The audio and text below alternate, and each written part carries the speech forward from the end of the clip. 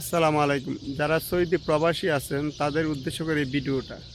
যারা দেশে যান অনেক সময় অসুস্থ, ডাক্তার দেখিয়ে মেডিসিন নিয়ে আসেন অনেক ধরনের। তাদেরকে বলবো এই কাজটা কখনো ভুল করে করবেন না। যদি করেন সুনির্দিষ্ট আপনার তথ্য সহকারে সাথে নিয়ে আসবেন এবং ইংলিশ লটারি করে নিয়ে আসবেন যাতে এয়ারপোর্ট আপনাদেরকে হেনস্থা না করে। অনেক সময় এখন হচ্ছে কি এই ধরনের মেডিসিন পাইলে আপনাকে দেখা গেছে জেল জরিমানাও করতে পারে, এমনকি দেশে ব্যাক করাই দিতে পারে। এটা আমার সাথে এমন হয়েছে, কিন্তু আমাকে এয়ারপোর্টে ধরেন, আমাকে চেকপোস্টে ধরছিল। ধরার পর অনেক জিজ্ঞাসাবাদ করছে, করার পর আমি উত্তর দিছি, আমি ওদেরকে বলছি, এমনকি আমি গুগলে ট্রান্সলেট করে দেখাইছি, আপনার গুগল থেকে এগুলা বাহির করে ওষুধ, তারপরে বিশ্বাস করছে।